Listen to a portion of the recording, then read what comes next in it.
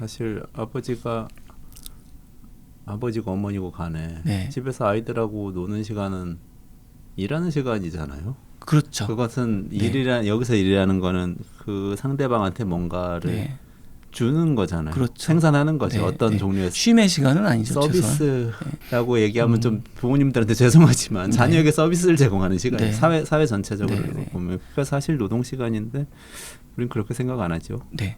그러니까 사실 100%의 노동자만을 상정을 하기 때문에 사실 지구상의 어떤 국가도 뭐 청소년기를 빼더라도 남성 여성 모든 사람들이 100%의 노동자로 살 수 있게끔 고용을 창출했던 나라는 역사상으로 없을 것 같아요. 제 생각엔. 근데 그럼에도 불구하고 우리 제도는 네. 그걸 상정하고 있죠. 그렇죠. 예를 들면 국민연금 40년 동안 네. 풀타임으로 네. 근속해야 네. 정부에서 정부에서 얘기하는 이 평생소득의 40%, 네. 45% 받게 되거든요. 네. 연금으로.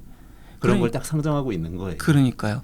그랬을 때 사실은 어떤 허상에 대고 사회를 만들어 놨으면서 그게 되게 좋은 거고 당연한 거라고 계속해서 거기로 돌아가야 된다고 혹은 강화해야 된다고 생각을 하고 있는 거죠.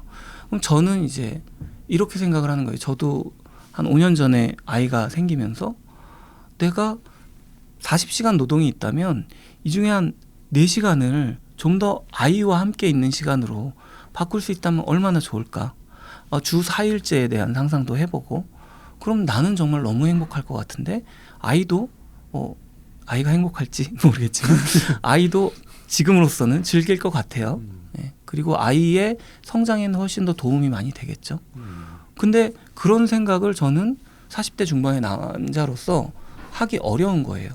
그렇죠. 하재센터의 기획부장이 주 4일 근무하고 싶대라고 얘기조차 할 수 없잖아요. 네. 그러니까 하자센터 그런 분위기인 거예요. 하자센터에서는 할 수 있죠. 하지만 바깥에서는 그렇습니다. 그런 상상조차 할 수 없는 불가능하죠. 거죠. 네. 그랬을 때 그러면 그냥 이 100% 노동자라는 개념 자체를 좀 버려야 되는 게 아닐까라는 생각도 하고 두 번째로는 지금 대표님 말씀하신 아니 그것도 노동이잖아라고 생각할 수 있는 게 굉장히 많은 거예요.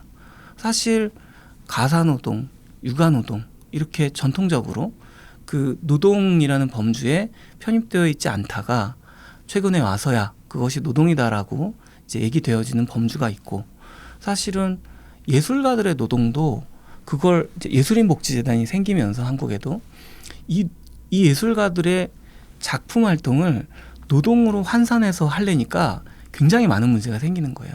왜냐하면 음악을 만든다 이러면 음악을 그냥 듣고 있을 때도 어떤 일반인들은 음악을 듣는 게 쉼이지만 예술가들은 음악을 듣는 게 일이거든요. 가만히 이렇게 듣는 것도 그렇죠. 일이고요. 그 다음에 심지어 자다가도 꿈에서 멜로디가 떠오르는 경우도 있고 마감이 가까워지면 네. 그러니까 뭐 글 쓰는 노동도 사실 그렇잖아요.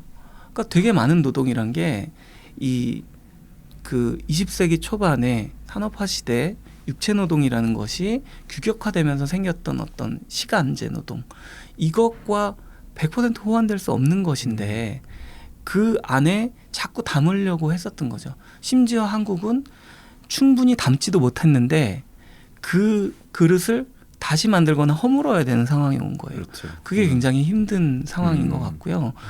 그래서 제가 생각하는 이제 우리가 나아가야 될 사회는 굉장히 많은 노동으로 인정되지 않은 활동들을 노동으로 인정을 해주거나 아니면 사회적인 활동으로 인정을 해줘서 이것이 가치 있다라고 얘기를 해줘야 된다는 거죠. 그래서 아주 끝까지 가면 그것이 경제적인 보상까지 갈 수 있으면 좋고요.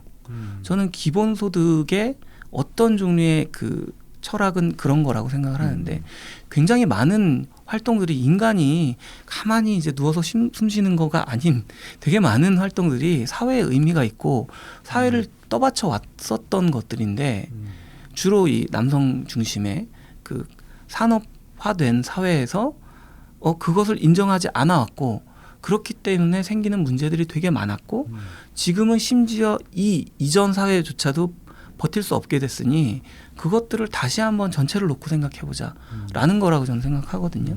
그랬을 때 사람들이 할 수 있는 노동이 되게 많아지는 거예요. 혹은 할 수 있는 활동이. 아까 일본에서 100%의 노동자가 되지 못하기 때문에 니트가 돼서 10년, 15년, 20년을 사는 사람들이 되게 많다고 했잖아요.